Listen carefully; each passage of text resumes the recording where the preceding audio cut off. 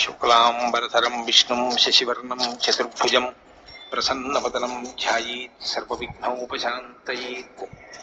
गुरुर्ब्रह्मा गुरुर्विष्णुः गुरुर्देवो महेश्वरः गुरुः साक्षात् परब्रह्म तस्मै श्रीगुरवे नमः।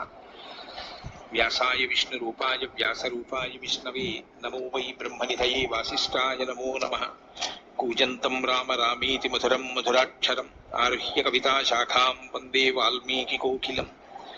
श्रुतिस्मृतिपुराणानाम् आलयं करुणालयं नमामि भगवत्पादशङ्करं लोकशङ्करम्। सदाशिवसमारम्भां शङ्कराचार्यमध्यमाम् अस्मदाचार्यपर्यन्तां वन्दे गुरुपरम्पराम्। वागर्थाविव सम्पृक्तौ वागर्थप्रतिपत्तये जगतः पितरौ वन्दे पार्वतीपरमेश्वरौ। सूक्तिं समग्रयितुनः स्वयमेव लक्ष्मीः श्रीरङ्गराजमहिषी मधुरैः कटाक्षैः वैदग्ध्यवर्णकुडकुम्भनगौरवैर्यां कण्डूलकर्णकुहराः कपयोधयन्ति। हैमोत्थपुण्ड्रमजहन्मकुटं सुनासं मन्दस्मितं मकरकुण्डलचारुगण्डं बिम्बाधरं बहुलदीर्घकृपाकटाक्षं श्रीवेङ्कटेशमुखमात्मनि सन्निधत्ताम्। मनोजवं मरुततुल्यवेगं जितेन्द्रियं बुद्धिमतां वरिष्ठं वातात्मजं वनरयूथमुख्यं श्रीरामदूतं शिरसा नमामि।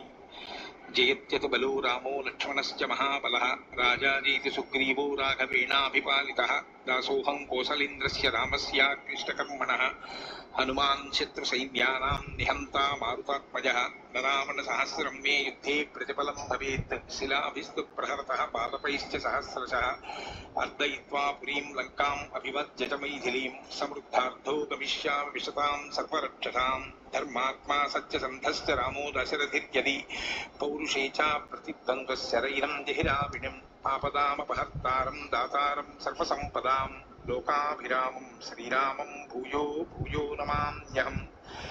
शरज्योत्सना शुद्धां ससीतजटाजूटमकुटां वरत्रासत्राणस्फटिकघटिका पुस्तककरां सकृन्नत्वा नत्वा कथमिव सतां सन्निधत्ते मधुक्षीरद्राक्षा मुधुरिमधुरीणाः फणितयः। हरि ओम्। అయోధ్యాకాండము 87వ సర్గం.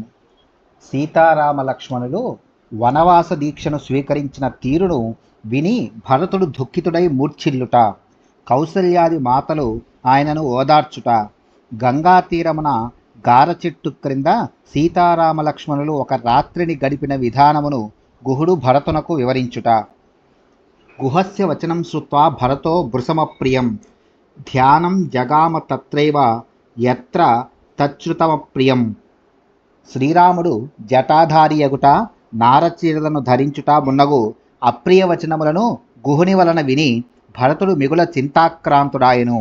పూర్తిగా వనవాస దీక్షను చేపట్టిన సత్యవ్రతుడకు శ్రీరాముడు తన విన్నపమును మన్నించునా, అయోధ్యకు మరలివచ్చునా అను సంశయములో పడి అతడు మిగుల దిగులు చెందెను. సుకుమారో మహాసత్వః సింహస్కంధో మహాభుజః పుండరీక విశాలాక్షః తరుణః ప్రియదర్శనః ప్రత్యాస్వస్య ముహూర్తం తు కాలం పరమదుర్మనాః పపాత సహసా తోత్రైః హ్యతివిద్ద ఇవ ద్విపః. భరతుడు సుకుమారుడే అయినను మహాబలశాలి, సింహముతో సమానమైన మూపును బలిష్టములైన భుజములను కలవాడు, వికసించిన కమలముల వలె విశాలములైన నేత్రములు గల యువకుడు, సుందరుడు. అట్టి భరతుడు క్షణకాలము తేరుకొని ఉండి వెంటనే తీవ్రమైన మనస్తాపమునకు గురి అయి అంకుశముతో పొడువబడిన ఏనుగు వలె వ్యధితుడై మూర్ఛితుడాయను, నేలపై బడెను. తదవస్థం తు భరతం శత్రుఘ్నోనంతర స్థితః పరిష్వజ్య రురోదోచ్చైః విసంజ్ఞః శోకకర్షితః. అంతట భరతునకు ప్రక్కనే ఉన్న శత్రుఘ్నుడు అతని పరిస్థితిని గమనించి వెంటనే అతని హృదయమునకు హత్తుకొని బిగ్గరగా ఏడ్చుచు శోకాతిరేకముతో స్పృహను కోల్పోయెను. తతః సర్వాః సమాపేతుః మాతరో భరతస్య తాః ఉపవాస కృశాదీనా భర్తృవ్యసనకర్షితాః తాశ్చ తం పతితం భూమౌ రుదంత్యః పర్యవారయన్. కౌసల్యా త్వనుసృత్యైనం దుర్మనాః పరిషస్వజే. పిమ్మట భరతుని తల్లులందరూ అచటికి వచ్చిరి. వారు పతి వియోగ దుఃఖములకు లోనయుండిరి. ఉపవాసములచే కృషించి దైన్యముతో నుండిరి. వారందరూ భూమిపై పడియున్న భరతుని చుట్టూను చేరి ఏడవసాగిరి.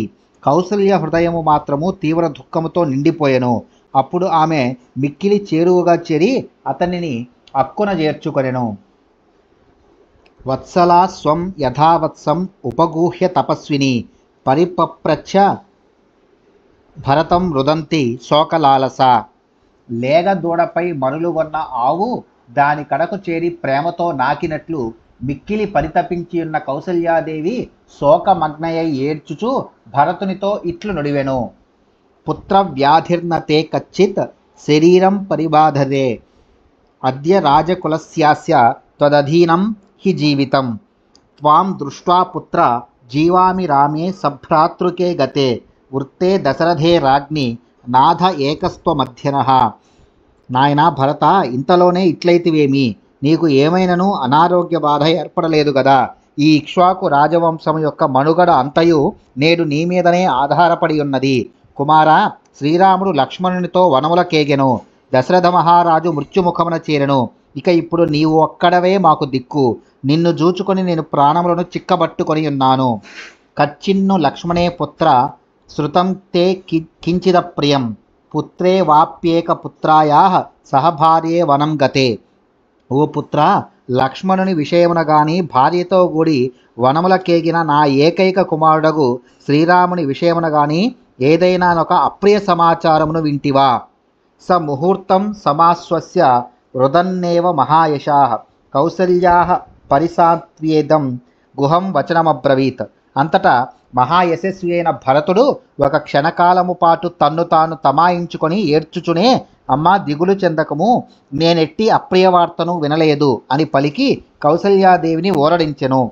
అనంతరము అతడు నిషాదరాజైన గుహుని ఇట్లడిగెను.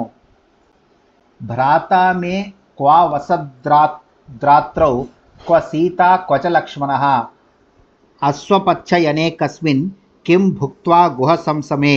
ఓ గుహుడా, ఆ రాత్రివేళ మా అన్నయ్యకు శ్రీరాముడును వదిన సీతాదేవియు సోదరుడు లక్ష్మణుడును ఎక్కడ నివసించిరి? వారు భుజించిన ఆహారమేమి? ఎట్టి శయ్యపై నిద్రించిరి? వీటినన్నింటినీ నాకు వివరముగా తెలుపుము. సోబ్రవీద్భరతం హృష్టో నిషాదాధిపతిర్గుహః యద్విధం ప్రతిపేదే చ రామే ప్రియహితే తిథౌ. అప్పుడు నిషాదాధిపతి అయిన గుహుడు మిక్కిలి సంతసించిన వాడై తనకు ఎంతయూ హితుడును అతిథియు అయిన శ్రీరామునకు తాను వనగూర్చిన అతిథి మర్యాదలను గూర్చి భరతునకు ఇట్లు తెలిపెను.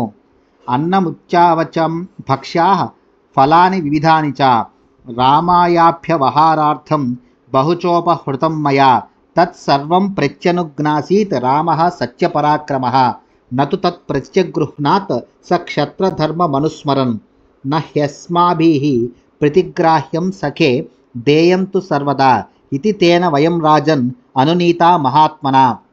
అయ్యా, పలు విధములగు అన్నములను వివిధములగు అపూపాది భక్ష్యములను నానా విధ ఫలములను శ్రీరామునకు భోజనార్థము సమృద్ధిగా సమకూర్చితిని. సత్య పరాక్రముడైన శ్రీరాముడు వాటినన్నింటినీ ప్రేమతో ఆదరించెను గాని క్షత్రియ ధర్మమును అనుసరించి వాటిలో దేనిని స్వీకరింపలేదు. ఓ రాజా, పిమ్మట మహానుభావుడు మిత్రమా, మా వంటి క్షత్రియులు ఇతరులకు ఇచ్చెదరే గాని ఎవరి నుండి ఏ వస్తువును స్వీకరింపరు అని పలికి మాకు నచ్చజెప్పెను.